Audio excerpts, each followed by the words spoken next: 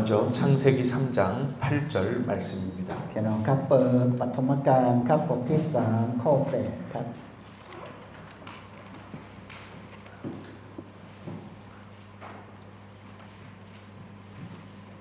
ปฐมกาลบทที่3ข้อ8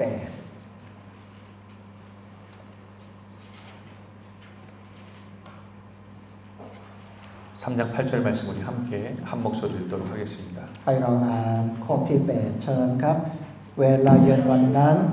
เขาทั้งสองได้ยินเสียงพระเจ้าเสด็จดำเนินอยู่ในสวนชายนั้นกับภรรยาก็ลงไปซ่อนตัวอยู่ในต้นไม้ในสวนนั้นให้พ้นจากพระพักตร์พระเจ้าอาเมน 아멘. 오늘은 이제 여러분들과 함께 세상의 시작부터 지금 2025년 3월 오늘 날짜 26일까지 우리가 드려지는 예배에 대해서 쭉 살펴보게 될 겁니다. เราจะสังเกตดูการนมัสการตั้งแต่แรกถึงวันที่26มีนาปี 2025 ครับ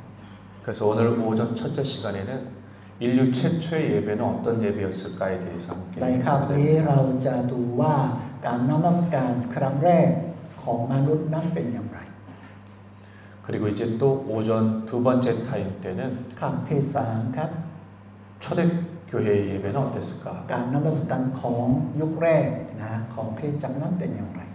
그리고 오늘날 우리가 드리고 있는 이 예배는 어떤가? แล้วจะดูต่อไปว่าการนมัสการในปัจจุบันนี้เป็นอย่างไร 크게는 이렇게 세 개 영역으로 여러분들과 함께 나누게 될 겁니다. เป็นการนมัสการ3ช่วงใช่ไหมครับตั้งแต่แรกแล้วก็ยุคแรกและปัจจุบันนี้ครับ 그래서 더 세부적으로 본다면 에덴 동산의 예배를 한번 살펴볼 เรา 거고 น่าจะดูนะครับการนมัสการในสวนเอเดน 구약에 들으시던 이스라엘 백성들의 광야에서 예배도 살펴보게 될 แล้วก็ 거고요. เราจะดูการนมัสการในทิศทุรกันดารของชนชาติอิสราเอล 그리고 솔로몬 시대 예배도 한번 แล้วก็ 살펴보고 น่าจะดูการนมัสการในสมัยกษัตริย์ซาโลมอน 그리고 나서 우리가 잘 알고 있는 것처럼 말라기 이후에 예수님이 오시기까지 약 400년 동안의 예배도 한번 살펴볼 겁니다. แล้วจะดูการนมัสการนะครับช่วงมืด400 ปีใช่ไหมครับหลังมาลากีผู้เผยพระวจนะถึงที่พระเยซูคริสต์ได้มาบังเกิด 그리고 초대교회의 예배 살펴볼 겁니다. เราจะสังเกตดูการนมัสการ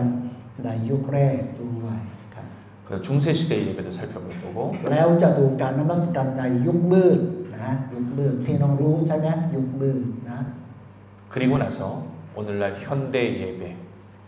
그리고 특별히 또 저희 방콕 한인연합교회 แล้ว 예배도 จะดู 살펴볼 การน 겁니다. มัสการในปัจจุบันนี้โดยเฉพาะเราจะแนะนำการนมัสการของคริสตจักรชาวเกาหลีที่กรุงเทพให้พี่น้องดูด้วย 그래서 이 전체적인 시대별 예배를 여러분들이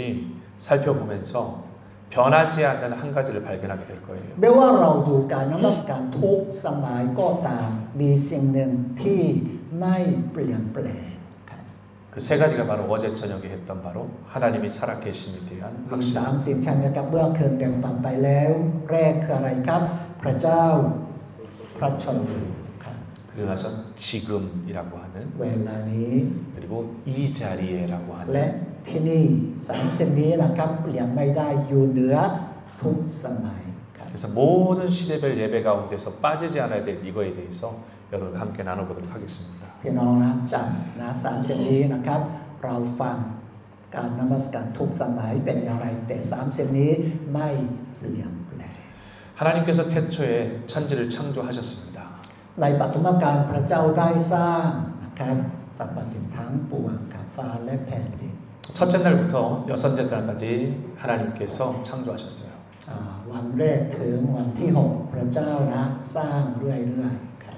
여러분 잘 아시는 것처럼 이 첫째 날부터 여섯째 날까지의 이 창조는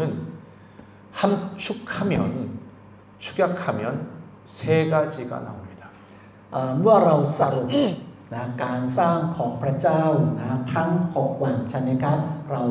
สรุปเป็นนะครับ30ก็ได้ 바로 무질서에서 질서가 되는 창조였고요. จากไม่มีระเบียบมาเป็นนะมีระเบียบขึ้น 그 두 번째는 바로 완벽한 조화입니다. แล้วก็เห็นความตรงตรงกลางระหว่างทุกสิ่งครับ 그리고 세 번째는 바로 하모니, 조화를 넘어서서 이 질서라고 하는 완벽한 질서가 나옵니다. แล้วจะดูระเบียบในการสร้างของพระเจ้าด้วย 우리는 지금도 진화론과 창조론의 엄청난 충돌과 혼돈의 시대를 살아갑니다. ทุกวันนี้โรงเรียนในประเทศไทยกำลังสอนวิวัฒนาการด้วยใช่ไหมครับมันมักจะชนกันนะการสร้างของพระเจ้าของคริสเตียน 이 진화론의 세계는 엄청난 사단의 공격이기도 합니다. ทฤษฎีวิวัฒนาการนั้นเป็นอุบายของซาตานครับพี่น้อง 그러니까 이 문제로 인해서 아직까지 특별히 어린아이들에게 있어서 엄청난 영적 공격이 시작되고 있어요. นี่คือการโจมตีแก่เด็กๆนะครับ 사단은 하나님이 인간을 이 땅 가운데에 태어나게 한 순간부터 죽음에 이르기까지 끊임없이 사단은 공격합니다. ซาตานโจมตีนะครับเมื่อคนหนึ่งเกิดในโลกนี้ถึงตายนะครับไม่หยุดโจมตีเลย 그러니까 생명이 출산되지 못하도록 사단은 엄청나게 공격합니다. ซาตานไม่ให้นะครับชีวิตขึ้นมาด้วยอย่างนี้ 그리고 생명이 생겨나면 그 생명을 끊임없이 죽이도록 사탄이 เมื่อ 만듭니다. คนหนึ่งเกิดในโลกนี้ซาตานก็โจมตีนะไม่ให้เขาโตขึ้น 지금 참 안타깝게도 이 세상에는 생명을 갖고자 하는 사람과 생명을 갖고자 하는 사람과 생명을 가졌음에도 불구하고 그 아이의 생명을 없애려고 하는 이 두 사이에 엄청난 큰 싸움이 있습니다. ทุกวันนี้มีการต่อสู้กับใครครับคนที่มีครอบครัวแต่งงานแล้วไม่อยากมีลูกแล้วก็มีลูกแล้วอยากจะทำแท้งเข้าใจไหมครับ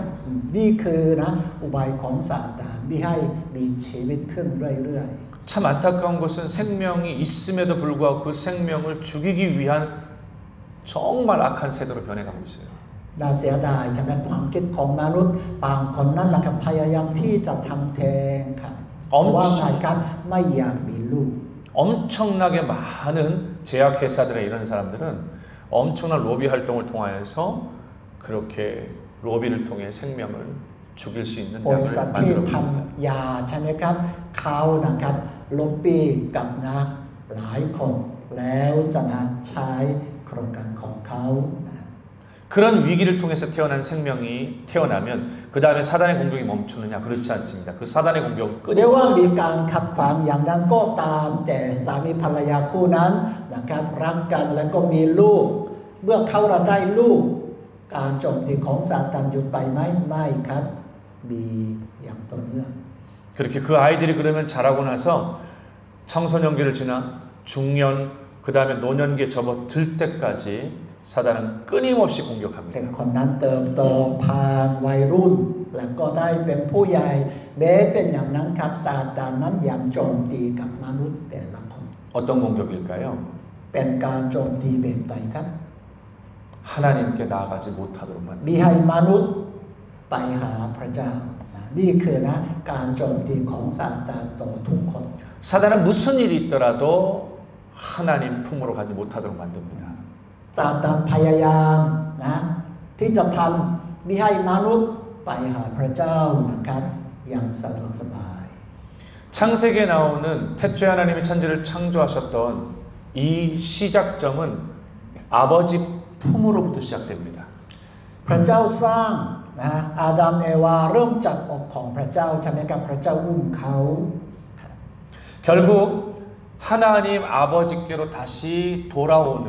아버지 품으로 다시 돌아오는 것이 예배의 중요한 목적입니다. เราร่วมนมัสการมีจุดประสงค์อะไรครับให้ผู้นมัสการกลับมาหาองค์ของพระเจ้าอีกครั้งนี่คือจุดประสงค์ในการนมัสการ 원래 아버지 품에 있던 사람들을 원래 아버지 ใช่ไหมครับ 품으로 มนุษย์อยู่ในองค์ของพระเจ้าแต่โดยความบาปเขาไม่ได้อยู่ในองค์ของพระเจ้าแต่เขาร่วมนมัสการเป็นอะไรครับเขากลับมาพระเจ้าอีกครั้ง 놀라운 것은 하나님이 이 천지 창조를 첫째 날부터 여섯째 날까지 하나님께서 행하신 창조의 역사가 왜 만들어졌냐면 하나님과 사람 사이의 예배 때문에 만들어진 겁니다. พระเจ้าสร้างมนุษย์และสรรพสิ่งทั้งปวงเพราะอะไรครับเพื่อให้มนุษย์นมัสการแด่พระเจ้า 첫째 날 무엇이 창조됐죠? ในวันแรกพระเจ้าสร้างอะไรครับ 빛이 있으라 จง 하시는 มี 빛이죠. ความสว่างครับ 둘째 날은 뭐죠? วันที่สองครับ 궁창이 만들어지죠. แล้วก็หลังท้องฟ้าใช่ไหมครับภาคพื้น 셋째 날부터 시작을 해서 넷째 날, 다섯, 여섯째 날에 보게 되어지면 해달, 별을 พระเจ้า 비롯해서 สร้างดวงอาทิตย์ดวงจันทร์ดวงดาว 그 다음에 땅과 바다가 พระเจ้าใช่ไหมครับสั่งให้มีภูเขาบ้างพื้นดินบ้าง 그리고 그 공간에 하나님이 해달별을 채우시고 바다의 물고기 생물들을 채우시는 것으로 이야기되어져요. เข้าในสิ่งที่พระเจ้าสร้าง 그리고 마지막 날은 무엇이요? ในวันสุดท้ายพระเจ้าสร้างอะไร 사람을 พระ 만드셨습니다. เจ้าสร้างมนุษย์ใช่ไหมครับ 왜 만드셨냐면 พระเจ้าสร้างมนุษย์ทำไม 예배 때문에 만드셨습니다. เพื่อให้เขานมัสการพระเจ้าครับ 예배 때문에 เพ 만드셨어요. ราะการนมัสการพระเจ้าสร้างมนุษย์ครับ 아까 창세기에 나왔던 창조의 세 가지 중요한 게 뭐였죠? 첫째가 무질서에서 질서였죠. มี3สิ่งใช่ไหมครับเราเห็น3สิ่งในการสร้างของพระเจ้าว่าไงครับจากไม่มีระเบียบมาเป็นมีระเบียบ 두 번째는 뭐였어요? 완벽한 조화였죠. แล้วก็ที่สองนั่นนะเห็นความปรองดองกันใช่ไหมครับ 그리고 나서 질서에 대한 แล้ว 부분이었습니다. ก็นะครับที่สามนั่นนะมีระเบียบขึ้นเป็นจริง 하나님이 첫째 날부터 끊임없이 반복하신 것이 보시기에 좋았더라는 พ 의미였어요. ระเจ้าสร้างวันที่หนึ่งวันที่สองเห็นว่าเป็นอะไรดีใช่ไหมครับเห็นว่าดี 보시기에 좋았더라, 심히 좋았더라를 계속 เห็น 반복하시는데 ว่าดีนะนี่คือนะการตอบสนองของพระเจ้า 이 의미 안에도 질서가 있고 เมื่อเราคิดนะคำว่าเห็นว่าดีก็เห็นระเบียบ 조화가 있고 แล้วก็ความปรองดอง 그리고 나서 어떻게 되었어요? 완벽한 질서대로 이 모든 พระเจ้า 보조가 ให้มี 흘러가게 됩니다. นะระเบียบขึ้นในการสร้างของพระเจ้า 여러분 무질서란 단어가 무슨 말입니까? ไม่มีระเบียบนั้นหมายถึงว่าไงครับ 무질서. ระเบียบไม่มีระเบียบพี่น้องฟังเข้าใจใช่ไหม 여러분 어디 시장에 이런 데 가면은 질서처럼 보여요? 아니면 무질서처럼 พี่ 보여요? น้องเข้าในนะตลาดนัดอย่างเนี้ยเห็นระเบียบหรือไม่มีระเบียบครับ 교회에서 크리스마스 태삭간 기간에 크리스마스 행사를 할 때 선물이 10개밖에 없고 성도들은 100명이에요. สมมตินะครับเราจัดงานคริสต์มาสเราเตรียมของขวัญ10 ชิ้น แต่แขกพี่น้องที่ร่วมนะครับมากกว่า100 คนเกิดอะไรขึ้น 먼저 와서 받아가세요라고 한다면 สมมุตินะคนหนึ่งบอกว่าเชิญพี่น้องวิ่งมารับอย่างนั้นเกิดอะไรขึ้นครับ 다 달려와서 하겠죠. ไม่เป็นระเบียบใช่ไหมครับ 무질서가 ใช่ 됩니다. ครับเรานะไม่เห็นระเบียบในนะสถานการณ์นั้น 그러니까 창조전의 이 무질서의 세계를 질서가 되게끔 แต่ 만들었어요. พระเจ้าสร้างให้มีระเบียบขึ้นครับ 예를 들어서 이렇게 얘기를 하는 겁니다. 아까는 10개밖에 없는데 100명의 성도들에게 먼저 와서 받아가세요라고 말했지만 มีของขวัญ10 ชิ้น แต่มีพี่น้อง100 คนเชิญมานะครับแย่งกันนะชิงไปอย่างนี้เกิดนะไม่มีระเบียบแน่ 이게 어떻게 질서를 잡을 수 있을까요? ใครจะน่าจัดระเบียบได้ครับ 앞에서 이끄는 목사님이 이렇게 얘기할 수 โส 있겠죠. น่าจะพูดอย่างนี้ 어린아이들 먼저 받으세요. เชิญเด็กมารับก่อนน่าจะนะเป็นระเบียบเนาะ 안우천 받으세요. หรือเชิญอนุชนมารับ 혹은 연세 드신 หรือ 어르신들 เชิญผู้ 받으십시오. สูงอายุมารับก่อน 아니면 어떤 선물인데 필요한 사람이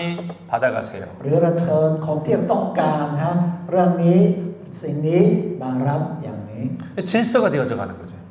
คำพูดของนะโสโบนั้นนะให้เป็นระเบียบ 하모니라고 하는 조화는 뭘까요? ความปรองดองนั้นมีความหมายอะไรครับ 얼마 전에 인도네시아에 보니까는 꽃이 하나 텔레비에 방송이 된 적이 있어요. ไม่กี่วันก่อนนะข้าพเจ้าดูนะทีวีนะเห็นดอกไม้จากประเทศอินโดนีเซีย 근데 놀랍게 이 꽃의 식물이 자라는데 5년이 걸립니다. แต่ก่อนที่จะนะครับเปิดป่าใช่ไหมต้องใช้เวลา5 ปีนะครับเพราะ5 ปีจะเห็นดอกไม้ครั้งนั้นครับ 그 5년 동안 딱 자라다가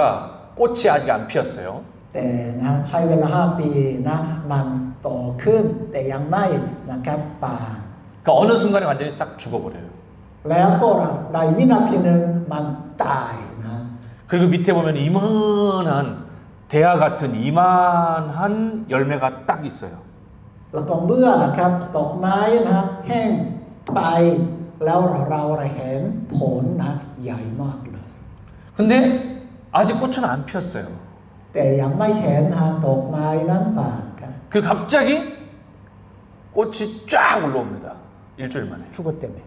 안 죽은 거예요. 안 죽었어? 네. 아, 영양분을 5년 동안 퍼고 있었던 거예요. รู้สึกว่าตายแต่ไม่ตายจริงนะครับเดี๋ยวนะครับเห็นดอกไม้ 영양분을 가득 품고 있었던 거예요. เพราะว่ามันนะครับโภชนาการก่อน 그리고 쫙 일주일 만에 커요. ภายใน1 สัปดาห์โตเร็วแล้วจะบานให้เรา 그리고 เห็นว่าสวยงาม 꽃이 팍 핍니다. แล้วนะดอกไม้นั้นบานครับ 꽃이 팍 피는 순간에 시체 썩은 냄새가 나요. อ๋อเดี๋ยว 네. เมื่อเราเห็นดอกไม้บานปุ๊บนะมีกลิ่นเหม็นเลยครับ 파리하고 막 다 몰려들어요. เห็นนะแมลงวันมาเยอะแยะติดครับ 그리고 나서 24시간 안에 그 꽃이 죽어요. ภายใน24 ชั่วโมงนะมันนะเหี่ยวแห้งตาย 단 하루에 시체 썩는 냄새를 피우기 위해서 하루 딱 폈다가 죽는데 5년 동안 자라다가 그리고 딱 โต 죽어요. ใช้เวลา5 ปีนะแล้วก็ดอกไม้นั้นบานอยู่ในแค่วันเดียวในที่สุดเป็นอะไรครับให้เกิดนะกลิ่นเหม็นแล้วหายไป 근데 놀라운 건 그 주변에 아무것도 피지 않는다는 거예요. 나무 식물들이. รอบๆนะดอกไม้นั้นนะไม่เห็นนะครับมีชีวิตเลยครับ 여러분 조화로워 보일까요? 안 조화로워 ดอกไม้ 보일까요? นั้นนะปรองดองกับสิ่งอื่นๆได้หรือเปล่า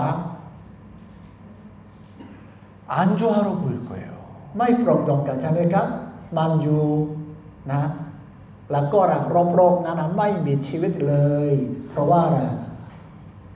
조화는 잘 섞이는 걸 말하는 거예요. แต่เมื่อเราคิดถึงคำว่าความปรองดองนั้นนะครับเราเข้ากันง่ายใช่ไหมครับ 교회 성도들 가운데도 보면은 잘 조화롭게 어울리는 성도들이 있는가 하면 혼자만 콘디오로 하는 사람들이 있어요.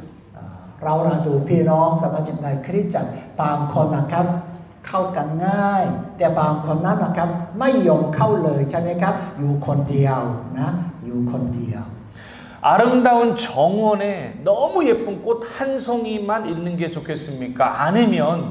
정말 다양한 식물들이 함께 조화하는 게 ในสวน 아름답겠습니까? ย่อมใช่ไหมครับแต่มีดอกไม้อันเดียวสวยหรือมีนะสีหลากหลายดีสวย 조화가 수없죠. ใช่ครับมีสีหลายสีใช่ไหมเข้ากันแล้วก็สวยงามขึ้นใช่ไหม 하나님이 우리 몸을 얼마나 조화롭게 만든지 아세요? พระเจ้าสร้างมนุษย์นะครับมีความโปร่งโปร่งครับ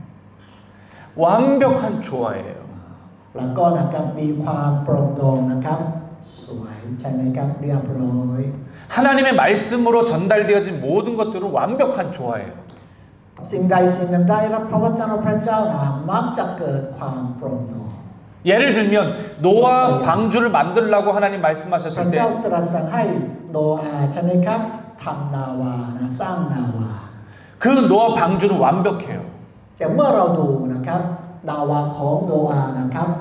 perfect นะสมบูรณ์แบบ 그 완벽한 조화와 완벽한 균형이에요. แล้วก็มีความสมดุล 오늘날도 배를 만드는 건 아직도 그때 그 노아 방주의 크기 사이즈 비율대로 만들어요. ทุกวันนี้ฉันเป็นคนที่จะสร้างนะเรือใหญ่ๆนะครับเรียนแบบนาวาของโนอาห์ 우리 교회에 2명의 cap단이 있어요. 배 선장님이. คริสตจักรที่ข้าพเจ้ารับใช้อยู่นะมีกัปตัน2 คน 한 분은 10년 전쯤에 근무하시다가 한국으로 돌아갔고 지금 한 분은 식당을 하고 계세요. 배선장 하시던 분이. คนหนึ่งนะครับ10 ปีก่อนเขานะครับลาตำแหน่งนั้นแล้วกลับเกาหลีไปแล้วก็อีกคนหนึ่งนั่นนะทุกวันนี้ไม่ได้นะทำหน้าที่นะเป็นกัปตันทุกวันนี้เขาเป็นเจ้าของร้านอาหาร 자기가 70개국을 다닐 때 항상 바다 위를 다닐 때 태풍이 올 때 되어지면은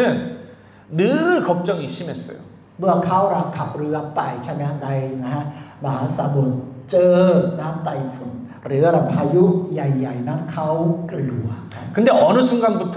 성경을 읽고 예수를 믿고 나서 노아 방주의 크기 사이즈를 보면서 그 불신이 사라졌대요.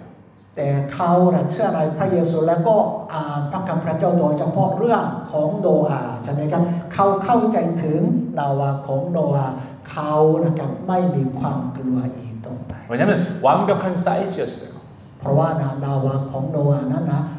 perfect นะสมบูรณ์แบบ 길이와 넓이와 높이가 퍼펙트했어요. สูงนะครับสมบูรณ์แบบ 더 완벽했던 이유를 아세요? พี่น้องรู้หรือเปล่าว่าอะไรนะครับมีความหมายมากกว่านั้น 노아 방주가 무슨 나무로 만들었죠? นาวาของโนอาห์นั้นทำด้วยอะไรครับไม้ชื่ออะไรครับ 마이 ต้นสนอะไรนะ 마이싹러 갑. 마이댕러. 무슨 나무냐면은 고페르 나무입니다. 고페르 나무. โกมเพลนะครับชื่อต้นไม้ที่โนอาห์ใช้นั้นโกมเพล 고페르 나무예요. 근데 이 고페르 나무 이 자체가 얼마나 탄탄하고 เนื้อเข็มมากนะครับเหมือนนรสัตว์ 좋은 나무인지 ไร 몰라요. สัตว์นะฮะ 그러니까 치앙마이나 치앙라이 산국에 가면은 교회 건축할 때 보면은 이 나라도 마이싹으로 짓죠. 근데 허락받아야 될 거요. 예, 티본더이. สร้างอาคารนมัสการด้วยไม้สักรัฐบาลอนุญาตหรือเปล่า 먹건นะครับ 먹건. เมื่อก่อน ปัจจุบันนี้그 백동 아니야? ทุกวันนี้นั่นทำยากใช่ไหม 근데 그렇게 노아 방주의 고페르라고 하는 나무가 사실 그리고 여러분 잘 아는 것처럼 그 배 방주에다가 뭘 이렇게 발랐어요? แล้วโนอาห์ใช่ไหมครับ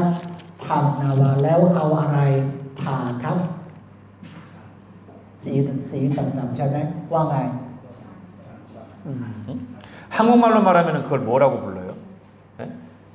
보통 우리가 노아 방주에다가 이렇게 바르잖아요.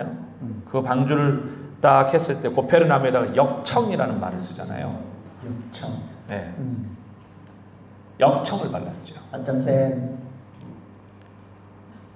ช่วยหน่อยคิดไม่ออกเมื่อเราราดยางใช้อะไรยางมะตอย 양파라 맨차이잖아요. ยางมะตอย 발랐어요. 근데 하나님이 주신 식양의 모습이잖아요. พระเจ้าออกแบบใช่ไหมครับแล้วก็โนอาห์นะ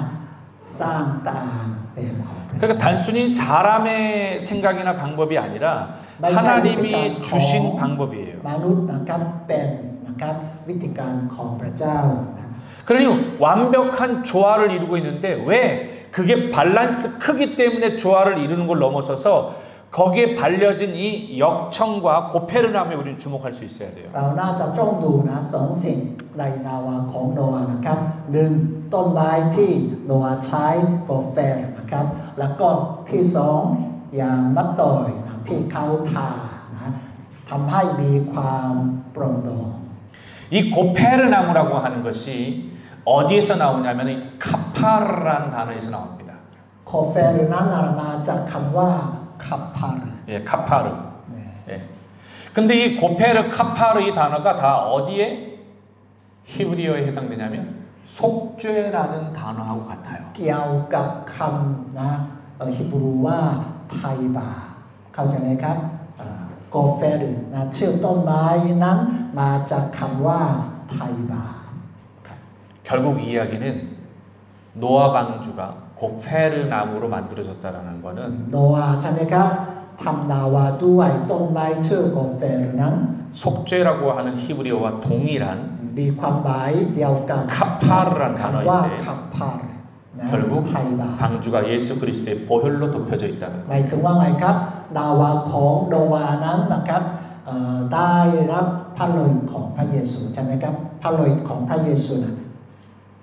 คลุมนะครับนาวาของโนวา 왜 그 많은 나무 중에 하나님께서 그렇게 그 나무를 써야 되고 그 크기대로 만들어야 된다고 말하셨을까요? ทำไมพระเจ้าตรัสสั่งนะให้โนอาห์ใช้ต้นไม้นั้นและก็นะสร้างนาวาตามนะครับความยาวสูงกว้างนะตามที่ 하나님은 절대 실수하지 않으시는 분이시고 พี่น้องเชื่อไหมครับพระเจ้าของเราไม่ผิดพลาดเลยอาเมน 그렇게 만들어 놓고 이게 아닌가 보네 하고 하시지 않으셨다는 거예요. พระเจ้าใช่ไหมครับดูนะที่โนอาห์ทำนาวาดูเห็นว่าดีเหมือนกันนะครับ 보시기에 좋았더라고 할 수 있었던 것은 그렇게 하나님의 창조가 완벽하고 완벽한 조화를 이루고 있다는 เพราะ 뜻이에요. ว่านะครับพระเจ้าเห็นความปรองดองในการสร้างนาวาของโนอาห์ก็เลยเห็นว่าดี 그 이야기는 또 다른 말로 말하면 하나님은 실수하지 않는다라는 그 뜻입니다. พระเจ้านั้นไม่มีความผิดพลาดเลยครับ 1844년에 1844นะครับปี1844 영국에서 어마어마한 거대한 배가 만들어집니다. ที่อังกฤษนะครับสร้างเรือลำใหญ่มากทีเดียว 그레이트 브레틴호라는 것이 만들어져요. Great 브레이튼. Britain นะชื่อนะครับ Great Britain 근데 이 배가 1000년의 역사 가운데도 배가 파손되지 않고 견고하게 그 배가 유지됐어요. 1000년 동안 1000년이라는 긴 기간 동안에 보존될 정도로. เขามั่นใจว่าเราสร้างนะเรือลำใหญ่นี้สามารถจะใช้ได้ถึง 1,000 ปีครับ 그 이유가 뭐였냐면 바로 มีสาเหตุอะไร 노아 방주 비율로 만들었어요. เขานะถูกนะนาวาของโนอาห์ว่ากว้างสูงนะยาวเป็นอย่างไรเขาเรียนแบบแล้ว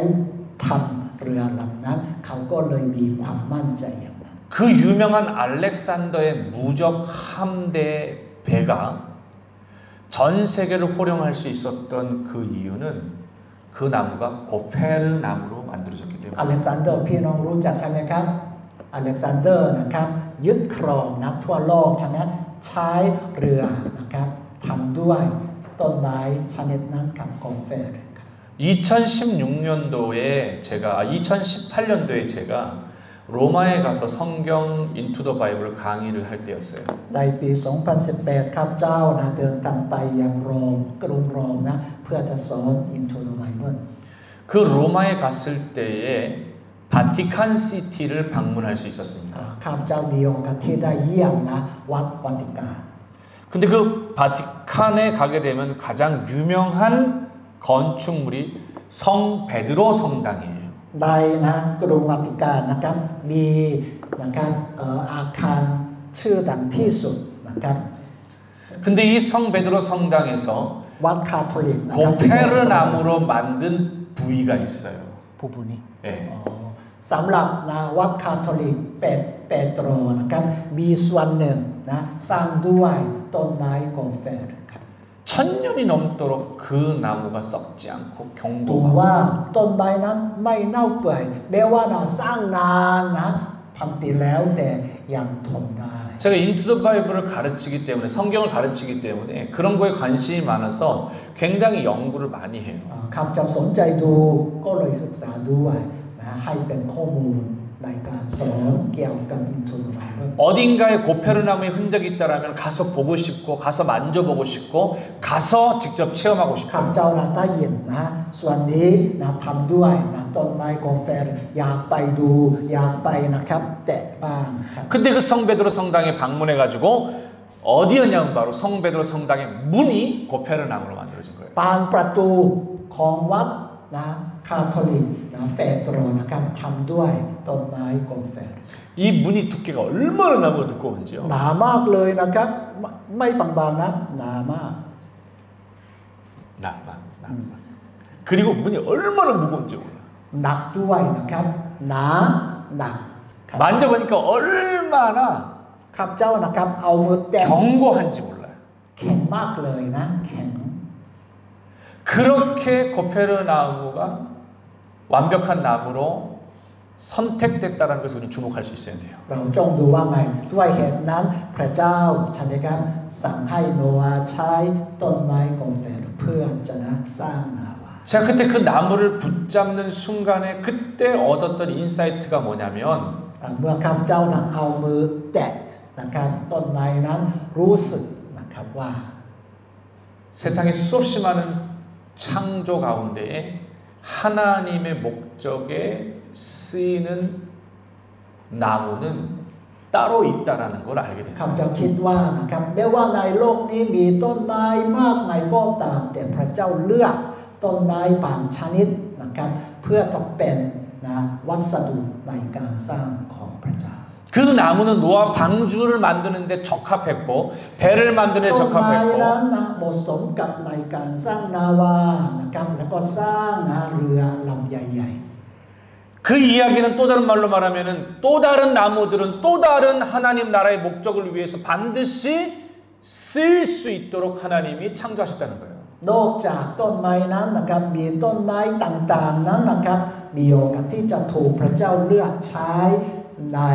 สิ่งที่พระเจ้านะครับมีแผนการด้วย 그게 바로 조화예요.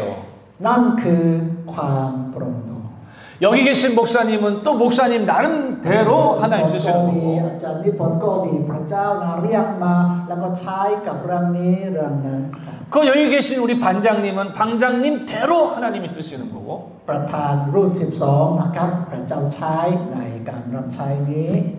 그래서 하나님의 창조가 놀라운 거예요. ด้วยเหตุนี้เรายอมรับว่าไงครับพระเจ้าสร้างสิ่งนี้สิ่งนั้นนั้นมีจุดประสงค์ของพระเจ้า 그렇게 그 목적을 가지고 하나님이 아담을 만드신 거예요. ด้วยเหตุนั้นพระเจ้าสร้างอาดัมด้วยนะครับ 근데 그 아담을 딱 만들었을 때 아담이 어떤 모습이었을까요? พระเจ้าสร้างอาดัมเขานะมีภาพเป็นอย่างไรครับ 우리 신목사님처럼 생겼었을까요? เหมือนสุภาพหรือเปล่า 아니면 저처럼 생겼을까요? หรือเหมือนอาจารย์เชน 완벽한 가장 완벽한 모습으로 창조하셨어요. พระเจ้าสร้างอาดัมใช่ไหมครับให้มีนะครับเป็นอะไรครับ perfect นะสมบูรณ์แบบ 눈썹도 기가 막히게 하나님의 완벽함으로 만든 ครั 거예요. บพระเจ้าให้เขามีคิ้วตานะสุดยอด 1도 부족함이 없어요. ไม่มีนะครับสิ่งใดสิ่งหนึ่งขาดนะ 근데 여성들은 이렇게 눈썹을 또 다 밀잖아요. 이렇게. ทุกวันนี้เห็นผู้หญิงบางคนนั่งลงทุนกับตรงนี้ด้วยใช่ไหมครับอยากได้นะสีสวยขึ้น 하나님 완벽하게 1도 부족함이 만드셨어요. 이걸 믿고 살아가는 게 너무 중요해요. คริสเตียนนั้นนะครับเชื่อมั่นในพระเจ้าว่าไงพระเจ้าสร้างนะตัวเรานะสมบูรณ์แบบพี่น้องยอมรับอย่างนี้ไหมครับ 이 눈도 완벽해요. 1도 부족함이 ดวง 없어요. ตานะครับก็นะครับสมบูรณ์แบบ 아무리 초과학 문명이 발달해서 지금 로봇가 만들어지고 뭐 난리잖아요. 요즘이요. วิทยาศาสตร์พัฒนามากแล้วก็เราทำนะครับหุ่นยนต์ได้ใช่ไหมครับแม้เป็นอย่างนั้น 한국에서 얼마 전에 미국에서 합작해서 로봇을 만들었어요. เกาหลีนะครับร่วมกับสหรัฐแล้วทำหุ่นยนต์ 그러니까 10년 전에는 로봇가 이렇게 เมื่อ10 ปีก่อ 움직였어요. นนะ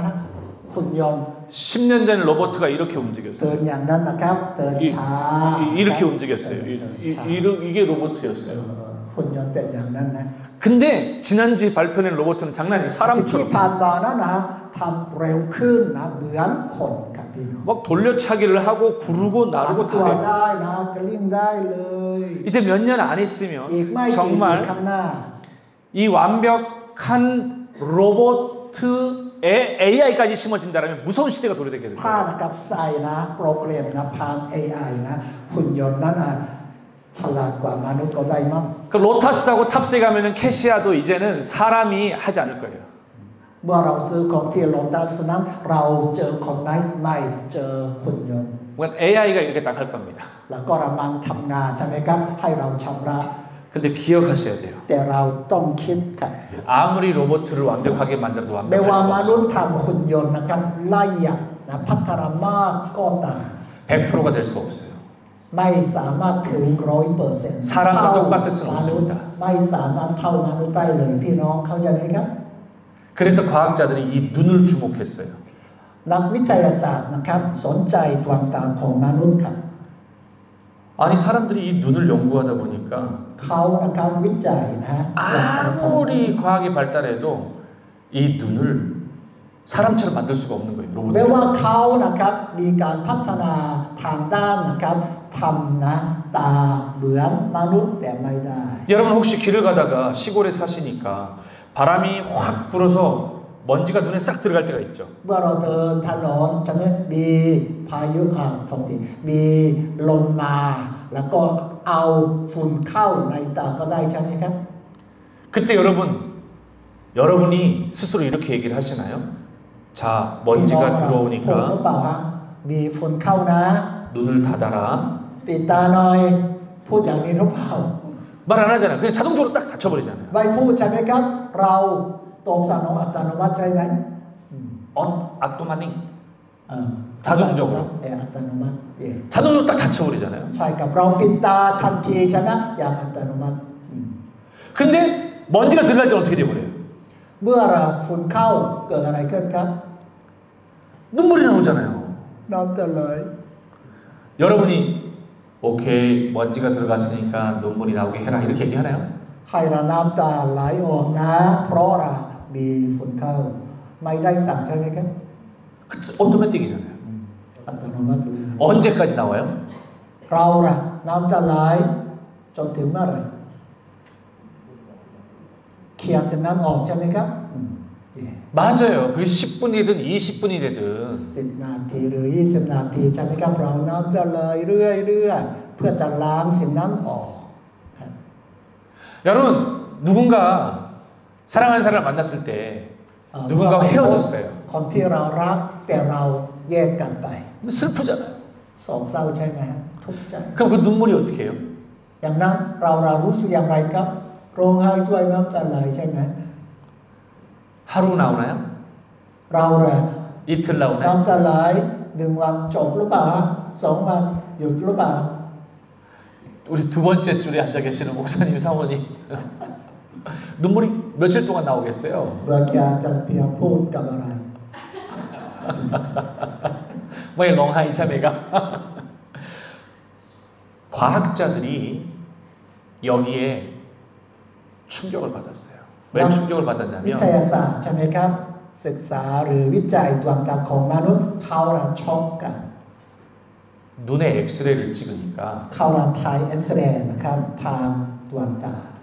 이 안에 눈물이 없는 거예요. ไม่เห็นน้ำตาอยู่บริเวณดวงตาของมนุษย์ไม่เห็นเลยนะ 눈물을 막 펑펑 쏟을 때는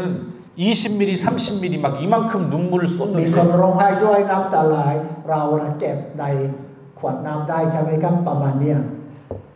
근데 물이 없는 게 눈물이. แต่เขาถ่ายเอ็กซเรย์ตรงนี้ไม่เห็นน้ำตาเลยครับ 왜죠? ทำไมน้ำตานั้นมาจากไหนครับ 감정과 시신경들이 합쳐져 แล้วก็นะครับประสาทนะดวงตาร่วมกัน 그 눈물이 즉시로 만들어져요. แล้วก็ให้น้ำตา 시간이 걸리지 않고 순식간에 ใน 만들어져요. พริบตาเดียวใช่ไหมครับร้องไห้ปุ๊บเห็นน้ำตาดวง 바로 나와요. เป็นอย่างนี้ครับ 슬플 때 바로 나와요. ร้องไห้ใช่ไหมครับเห็นน้ำตา 과학자들이 도저히 어떻게 이렇게 눈물이 นักวิทยาศาสตร์ 상상되는지 ดู 만들어낼 수 ภาพ 없어요. นี้อธิบายไม่ได้เลยครับ 얼마나 하나님 완벽하게 우리를 만들어 놨겠어요. นี่เป็นหลักฐานใช่ไหมครับว่าพระเจ้าสร้างมนุษย์ใช่ไหมครับอัตโนมัติแล้วก็สมบูรณ์แบบ 이 콧구멍은 얼마나 놀라운지 몰라요. รู้จมูกนะน่าสนใจครับ 진짜 없으면 안 되는 건 우리 몸에 2개를 만들어 놓은 거 아세요? พ พี่น้องรู้หรือเปล่าว่ามีสองสิ่งที่ขาดไม่ได้สำหรับนะร่างกายมนุษย์นะสองที่นะสองส่วน 하나님이 얼마나 놀라운 분이냐면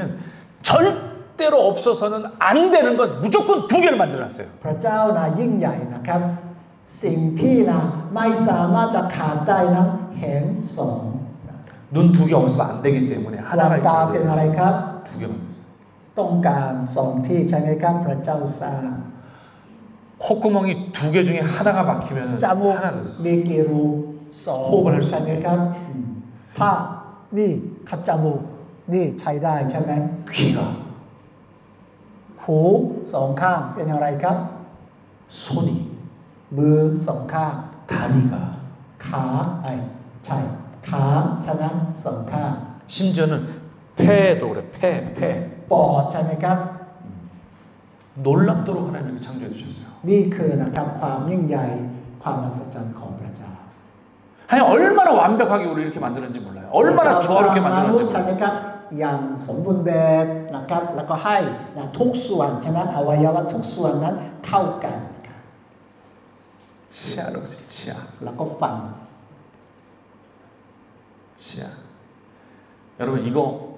잘 관리하면 죽을 때까지 รักษา 쓰잖아요. ฟันนะครับเราจะใช้ได้ตลอดชีวิตนะจนถึงตายนะใช้ได้เลย 오늘날 우리가 만드는 뭔가 이게 우리가 죽을 때까지 쓰자는 게 쉽지 않거든요. สิ่งที่มนุษย์ผลิตหรือทำนั้นใช้ได้ตลอดชีวิตได้ไหมยากนะครับใช้ชั่วคราวแตกไปบ้างใช่ไหม 쓸 수가 없어요. 근데 하나님은 그렇게 우리의 몸을 แต่พระเจ้าสร้างร่างกายของมนุษย์ใช้ได้ตลอดชีวิต 근데 거기에 가장 완벽한 건 지정의를 우리에게 주셨다. พระเจ้าประทานนะครับสามสิ่งใช่ไหมครับความรู้ความรู้สึกและความตั้งใจ 그렇게 첫째 날부터 여섯째 날까지 만들었어요. พระเจ้านะสร้างนะสิ่งต่างๆนะตลอด6 วัน 근데 여섯째 날 딱 만들고 나서 갑자기 วันที่6พระเจ้าสร้างแล้ว 일곱째 날에는 무조건 안식하시겠다. วันที่7นั้นพระเจ้าทำต่อไปไหมฮะหยุดพักใช่ไหมครับหยุดพักงาน 여섯째 날까지 막 엄청 열심히 만들더니 갑자기 일곱째 날은 พระเจ้าขยันทำงานตลอด6 วันถึงวันที่7นั้นเป็นอะไรครับพักผ่อน 팍팍. 그날은 왜 팍팍하셨냐? 예배 때문에 그래요. ทำไมพระเจ้าให้พักผ่อนในวันที่7เพื่อนมัสการ 일곱째 날에는 하나님이 멈춰 세우신 거예요. พระเจ้าใช่ไหมครับห้ามนะไม่ให้ทำงานในวันที่7ครับให้หยุดเดินครับ 출애굽기 20장과 신명기 5장에는 10계명이 เฉล 나와요. ยธรรมบัญญัติบทที่5เราเห็นพระบัญญัติ10 ประการ 거기에 뭐가 나오냐면 안식일을 거룩히 지키자고 나와요. เราว่าไงครับเราลึกถึงวันสาบาโตใช่ไหมรักษาวันสาบาโตอย่างบริสุทธิ์ 왜요? 예배 때문이에요. ทำไมครับเพราะมีการนมัสการ 그럼 이렇게 하나님께서 완벽하게 아름답게 인간을 창조하신 다음에 에덴 동산에서는 어떤 예배가 พ 드려졌을까요? ระเจ้าสร้างสิ่งต่างๆใช่ไหมครับในสวนเอเดนมีการนมัสการเปลี่ยนไปครับ 에덴 동산에는 어떤 예배가 있었을까요? 예배 사회자가 있었을까요? พี่น้องคิดกันว่าไงครับมีการนมัสการในสวนเอเดนมีผู้นำไหมมีผู้นำนมัสการหรือเปล่าครับ 키보드값 기타 미메이크 มีคีย์บอร์ดมีกีตาร์เล่นกันมั้ง 그럼 그때는 어떻게 예배를 드렸을까요? 에덴 영남? 동산에서 สวนเอเดนครับนมัสการอย่างไรครับ 응? 관계 하나님과의 관계로 관계로 하나님과의 관계로 여러분 한번 생각해 보세요. 이사야서에도 분명하게 우리를 창조하신 목적이 찬송과 영광을 받기 위해서 우리를 만드셨다고 얘기하고 있어요. ในพระธรรมอิสยาห์ใช่ไหมครับกล่าวว่าพระเจ้าสร้างมนุษย์เพื่อให้เขาสรรเสริญพระเจ้าถวายพระเกียรติแด่พระองค์ 그러면 인류 최초의 아담과 하와를 만드시고 나셔서 심지어는 나를 복되게 하셨어요. 일곱째 날을. พระเจ้าสร้างอาดัมเอวาหลังจากนั้นพระเจ้าอวยพรเขา 그리고 나서 예배를 드렸을 텐데 어떤 예배가 หลั 있었을까요? งจากนั้นอาดัมเอวาคงนมัสการแด่พระเจ้าใช่ไหมครับแต่นมัสการที่เขาจัดนั้นเป็นอย่างไรครับ 에덴 동산에서 예배는 세 가지 특징이 있습니다. มีลักษณะพิเศษนะครับ3ประการในการนมัสการที่สวนเอเดน 그 첫 번째가 뭐냐면 바로 얼굴을 대하는 겁니다. ประการแรกนะครับพบพระเจ้าตัวต่อตัวนะครับถูหน้ากัน 에덴 동산의 첫 번째 예배는 얼굴을 마주하는 거예요. มองหน้ากันนะครับพบพระเจ้าแล้วก็พระเจ้านะครับพบอาดัมเอวาในการนมัสการ 얼굴을 대한다는 게 얼마나 깊은 의미가 있는지 아세요? เรานะมองหน้ากันใช่ไหมครับมีความหมายลึกครับ 우리가 언제 얼굴을 이렇게 마주 대할 수 เรามอ 있을까요? งหน้ากันเมื่อไหร่ครับ 그 하나님과의 관계가 좋아야만 마주 มี 대합니다. ความสัมพันธ์กับเขาดี เรามักจะยอมมองหน้ากันใช่ไหมครับ 관계가 좋지 않으면 절대 얼굴을 대할 수 มี 없어요. ความสัมพันธ์ไม่ดีนั้นเป็นอะไรครับ อย่างนี้ไหมสบตากันไหมครับ 할 수 อย่างนี้ 없어요. ใช่ไหมครับ ไม่สนใจดู 여러분 같이 지내시면서 여러분이 목회하면서도 관계가 좋으면 얼굴을 대하고 식사하고 얼굴을 대하며 하지만 ระหว่างสามีภรรยาระหว่างโสภกกับพี่น้องในคริสตจักรมีความสัมพันธ์ดีนั้นเป็นอะไรครับ เชิญชวนกินข้าวกันดื่มกาแฟกันใช่ไหมพูดคุยกัน 얼굴을 대하면 그 다음에 어떤 예배가 가능하냐면 เมื่อเรามอง 대화가 หน้ากัน 가능해요. 두 번째, 대화가 가능합니다. เมื่อเรามองหน้ากันขั้นที่สองเป็นอะไรครับ เริ่มคุยสนทนากัน 즉 다시 말해서 하나님이 말씀을 하시고 아담과 하와가 그 말씀에 대해서 반응하는 อาดัม 대화가 เอ 돼요. วาตอบสนองต่อนะถ้อยคำของพระองค์ 여러분 잘 기억하세요. 첫 번째는 뭐냐면 얼굴을 마주하는 거가 얼마나 중요한 예배 요소인지를 알아야 돼요. เมื่อเราคิดถึงการนมัสการนั้นเราเข้าใจว่าไงครับ เราพบพระเจ้าส่วนตัวก่อนใช่ไหมครับมองหน้ากัน 여러분 성경책에 보면은 민수기서 나오죠. 민수기에 보면 การดำเนินทีครับ 성경책 민수기 여러분 6장을 한번 พี่น้อง 펴보시겠어요? เปิดการดำเนินทีบทที่6นะครับ 6장 22절에서 26절 말씀을 한번 펴보세요. การดำเนินทีบทที่6ข้อ22ถึง 여기 보면 26 제사장의 축복해서 아론의 축복이 여기에 나옵니다. เราเห็นคำไวยพรนะครับของอาโรนนะครับ 22절, 23절, 24절, 25절, 26절 말씀을 우리 같이 한번 เรา 읽어보겠습니다. จะอ่านข้อ22ถึง26เชิญครับ พระเจ้าตรัสกับโมเสสว่าจงกล่าวแก่อาโรนและบุตรทั้งหลายของอาโรนว่าท่านทั้งหลายจงไวยพรแก่คนอิสราเอลตามต่อไปนี้คือว่าแก่เขาทั้งหลายว่าขอพระเจ้าทรงอำนวยพระพรแก่ท่านและพิทักษ์รักษาท่านขอพระเจ้าทรงให้พระพักของพระองค์โปรดแสงแก่ท่านและทรงพระกรุณาท่านขอพระเจ้าทรงเงยหน้าพระพักของพระองค์เหลือท่านและประทานสวัสดิภาพแก่ท่านอาเมน 아멘. 여기 보면 아주 중요한 얘기가 나와요. 제사장의 축복 가운데 어떤 거 나오냐면 그 얼굴을 어떻게 해요? 내게 비추사 25절에 ในข้อ25ใช่ไหมครับขอพระเจ้าทรงให้พระพักของพระองค์ทอแสง 그리고 26절에 보면 여호와는 그 얼굴을 내게로 향하여 드사 이렇게 ขอพระ 표현합니다. เจ้าทรงเงยพระพักของพระองค์เหนือท่าน 그래서 에덴 동산 처음 예배에 제일 중요한 얼굴을 마주한다라는 건 여러분 너무 중요한데 우리가 오늘날 이 가치를 잃어버린 예배를 드리고 있어요. ทุกวันนี้ใช่ไหมครับเราคิดถึงการนมัสการมีพี่น้องบางคนนั้นไม่เข้าใจเรื่องนี้ใช่ไหมไม่ได้พบพระเจ้าส่วนตัวหรือไม่ได้ดูพระพักของพระเจ้าในการนมัสการ 그러니까 주일마다 우리가 성도들이 가르쳐야 될 것은 에덴 동산에서 이 하나님을 향해 마주보는 일방적인 얼굴이 아니라 마주보는 얼굴이 회복되는 예배가 매 주일마다 드려지는 예배마다 회복이 돼야 되는 거예요. เราก็เลยนะครับเน้นเรื่องนี้ใช่ไหมครับเมื่อเราร่วมนมัสการนะให้ตัวเราก็ดีพี่น้องทุกๆคนในคริสตจักรนั้นเป็นอะไรครับกลับไปสู่สภาพเดิมในเรื่องนี้ว่าไงเขาจะพบพระพักตร์พระเจ้า 만약 우리가 그 하나님을 향해 얼굴을 들지 못한다라면 ถ้าเราไม่กล้าเงยหน้าดูพระเจ้า 우리는 먼저 교회에 와야 돼요. เรามาก่อน 그리고 기도해야 합니다. แล้วทำอะไรอธิษฐาน 내게 막혀져 있는 내가 하나님을 향해 얼굴을 낯을 들지 못하는 것에 대해서 기도하고 그리고 예배에 나갈 수 있어야 돼요. มีบางสิ่งบางอย่างที่ให้เรากล้าเงยหน้าดูพระเจ้าทำไมครับเมื่อเราไม่เชื่อฟังหรือผิดพลาดหรือทำบาปไม่กล้าดูพระเจ้าใช่ไหมครับเราทำอะไรสารภาพบาปก่อนที่จะร่วมนมัสการ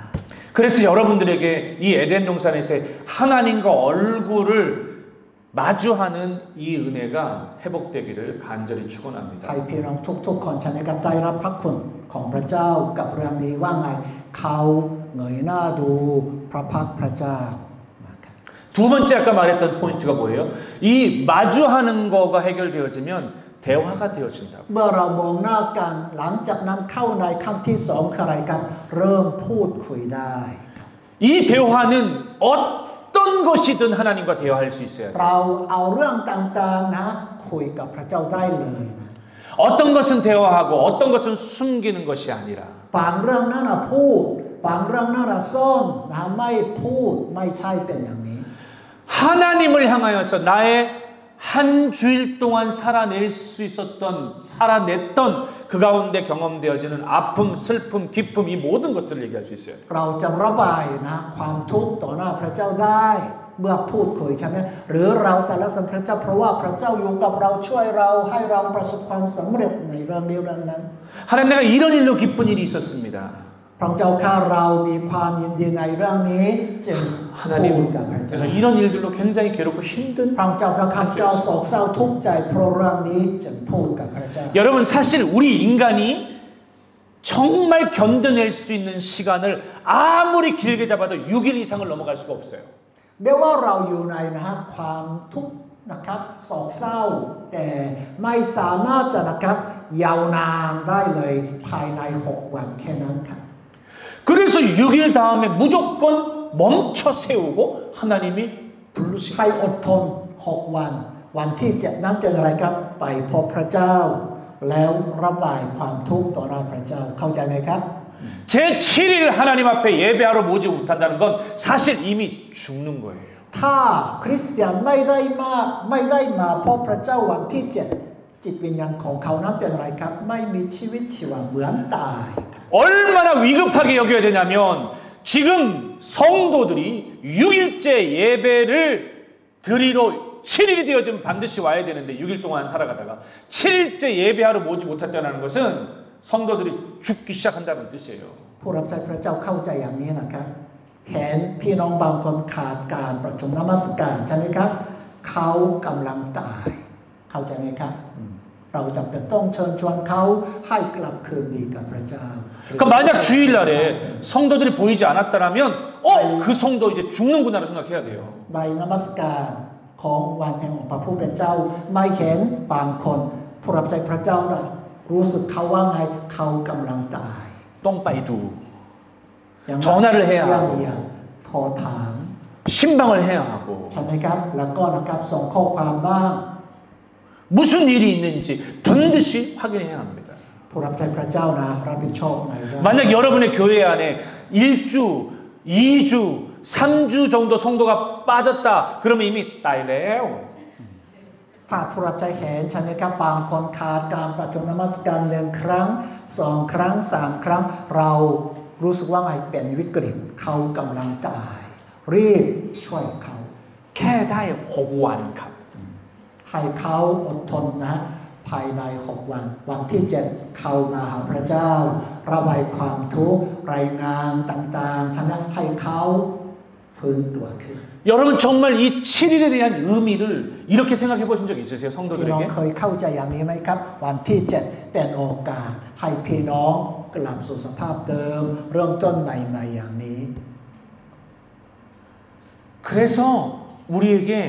이 두 번째 요소인 하나님과 대화해야만 해요. 이게 예배예요. ผู้เชื่อจำเป็นต้องคุยกับพระเจ้าในการนมัสการครับเอาทุกเรื่องมาใช่ไหมครับพูดกับพระเจ้านะไม่ว่าเป็นเรื่องดีหรือเรื่องโศกเศร้าก็ตาม 세 번째 이 에덴 동산에서 예배의 중요한 부분이 있습니다. มีนะครับสิ่งที่สามในการนมัสการที่สวนเอเดน 네라고 대답하는 거예요. เราใช้คำว่าครับหรือข้า 바로 순종에 대한 대답입니다. เป็นอะไรครับการเชื่อฟังใช่ไหมครับการเชื่อฟัง 첫 번째 정리해 보겠습니다. เราสรุปอีกครั้งครับ 에덴 동산에 있었던 첫 번째 예배의 세 가지 핵심 포인트. 첫 번째는 뭐였어요? มีสามสิ่ง 얼굴을 ในการน 마주하는 มัส 것. การที่สวนเอเดนคืออะไรครับที่หนึ่ง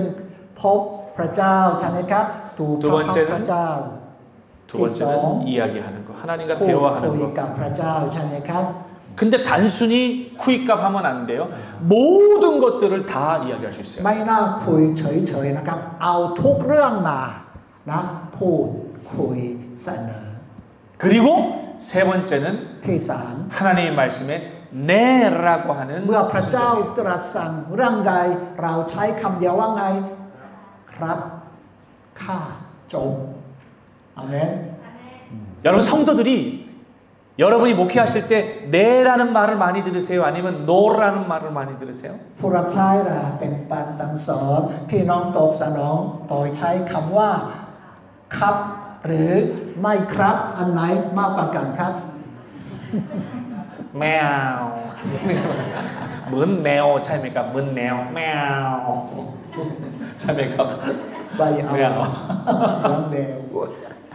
근데 여러분 이 세 번째 갑봄 이게 안 되면 이 말은 앞에 두 가지가 안 되고 있다는 뜻이에요. ถ้าพี่น้องในคริสตจักรไม่กล้าใช้คำว่านะครับหรือข้าต่อพระเจ้านะเขาไม่ได้ผ่านสองขั้นตอนก่อนเข้าใจไหมครับยังไม่ผ่านสองขั้นตอนก็เลยยังไม่ถึงขั้นที่สาม 지금 이 성도가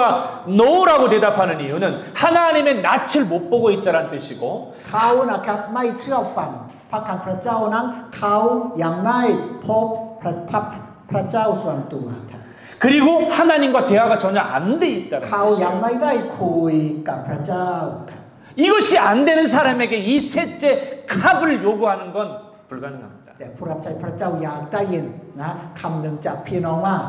ครับข้าใช่ไหมครับตลอดเวลาแต่เราต้องดูนะครับสองขั้นตอนก่อนนะเขาผ่านสองขั้นตอนมาไหม 그래서 이 성도를 진단할 수 있어야 돼요. จริงนะ 성도를 진단할 수 เรา 있어요. จะเป็นต้องนะตรวจนะพี่น้องแต่ละคน 어떤 성도들은 매번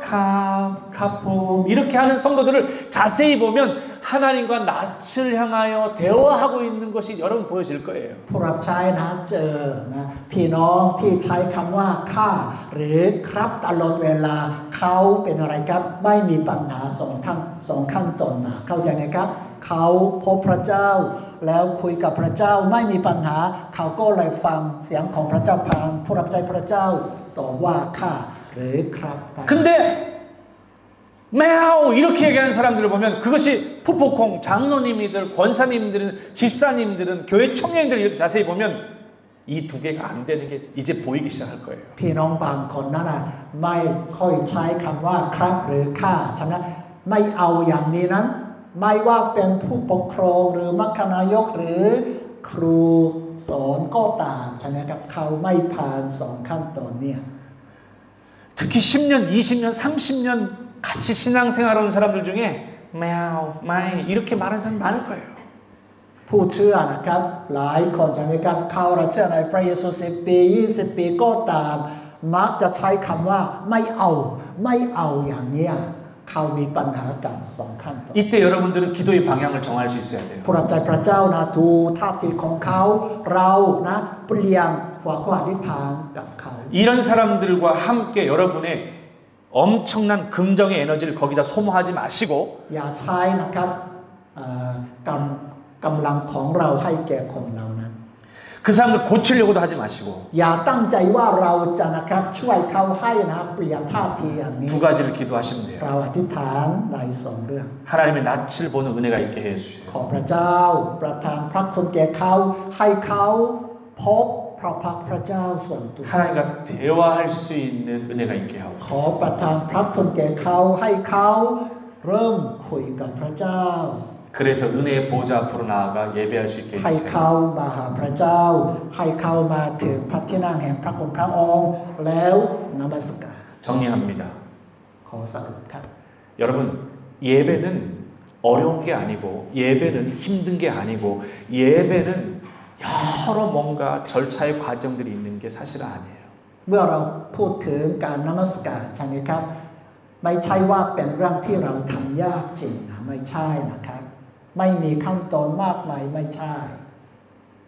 에덴 동산에서 인류 최초의 하나님이 디자인하신 예배를 살피십시오. เมื่อกี้พี่น้องฟังใช่ไหมครับถึงการนมัสการในสวนเอเดนใช่ไหมที่พระเจ้าอยากจะรับ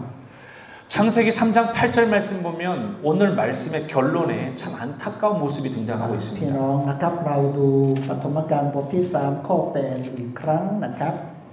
เราดูข้อ8รู้สึกเสียดายใช่ไหมครับ 그들이 그날 바람이 불 때 동산에 거니시는 여호와 하나님의 소리를 듣고 เขาทั้งสองได้ยินเสียงพระเจ้า 하나님의 소리를 들었다라면 아담과 하와는 정상적으로 하나님 앞에 달려가서 평소처럼 하나님 하고 불렀어야 해요. เขาได้ยินเสียงของพระเจ้าเป็นปกติเขาตอบสนองอย่างไรครับวิ่งไปหาพระเจ้าใช่ไหมครับต้อนรับพระเจ้าแล้วก็เรียกพระเจ้าได้เลยใช่ไหม 그들이 제일 좋아하는 게 하나님의 얼굴을 보는 거였어요. เขาชอบเรื่องไหนที่สุดครับเขาอยากพบพระพักตร์พระเจ้าทุกวัน 그리고 하나님과 대화하는 거였거든요. แล้วคุยกับพระเจ้านี่เป็นสิ่งที่นะอาดัมเอวานะชอบมากก่อนไม่เชื่อฟังครับ 그리고 하나님께 네 하는 거였어요. แล้วก็เขาชอบใช้คำเดียวว่าไงครับเมื่อพระเจ้าตรัสนั้นข้าครับตลอดเวลา 근데 소리를 들었음에도 불구하고 แต่ในข้อ8นั้นนะเมื่อเขาได้ยินเสียงของพระเจ้า 아담과 하와가 เขาตอบสนองอย่างไร 거기 보면 뭐라고 나와 있냐면 여호와 하나님의 낯을 피했다고 말합니다.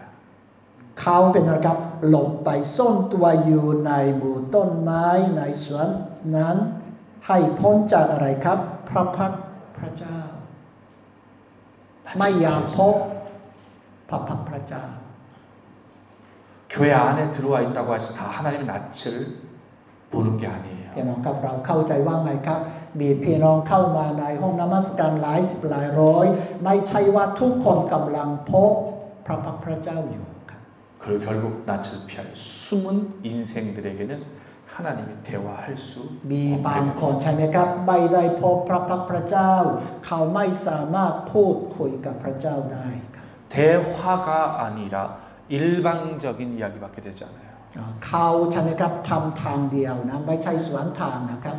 เขาถามพระเจ้าตอบไม่ใจเป็นอย่างนั้น 오늘날 이런 인생이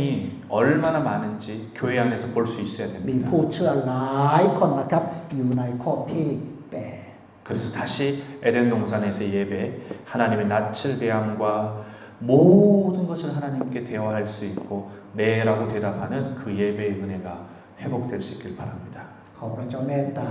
การนมัสการในคริสตจักรที่เรารับใช้อยู่ว่าไงครับให้เห็น3สิ่งนี้ใช่ไหมครับให้พี่น้องทุกคนพบพระพักตร์พระเจ้าใช่ไหมครับแล้วให้พี่น้องทุกคนจะพูดคุยกับพระเจ้าแล้วใช้คำเดียวต่อพระคำพระเจ้าว่าไงครับข้าอาเมน 마지막으로 여러분에게 원하는 것이 있습니다. สิ่งที่ข้าพเจ้านะครับ 이 에덴 동산의 예배를 여러분의 교회에 한번 적용할 수 있어야 돼요. ข้าพเจ้าขอท้าทายเพื่อนผู้รับใช้ว่าเอาหลักการนี้ประยุกต์ใช้ในการนมัสการที่เรากำลังนำที่คริสตจักร 기도하겠습니다. ให้เราอธิษฐานครับ 하나님 아버지 감사합니다. ข้าแต่พระบิดาของพระคุณพ่อ 에덴 동산에서 예배를 살펴보았습니다. ข้าพระองค์ทั้งหลายได้สังเกตการนมัสการในสวนเอเดน 오늘날 우리가 예배 여러 많은 형식과 격식을 만들어 드리고 있지만 แม้ว่าเรานำการนมัสการในปัจจุบันนี้มากมาย 가장 중요한 하나님의 낯을 대함과 เราจำเป็นต้องเน้น3สิ่งนี้คือให้พี่น้องพบพระพักตร์พระเจ้า 우리의 모든 것을 하나님께 아뢰일 수 있는 대화 เอาทุกเรื่องสนทนาคุยกับพระเจ้า 그 말씀의 기쁨으로 순종하는 이 은혜가 사라졌으면 แล้ว 좋겠습니다. จะเชื่อฟังต่อพระคำพระเจ้าคอยพี่น้องกลับสู่สภาพเดิม 주여 우리의 교회가 이 은혜가 회복되게 ขอพระเจ้า 도와주옵소서. เมตตาให้คริสตจักรที่เรารับใช้อยู่จะเห็น3สิ่งนี้ในการนมัสการ 예수님의 이름으로 ขอพระคุณ 기도합니다. พระองค์อธิษฐานในพระนามพระเยซูคริสต์เจ้า 아멘. อาเมน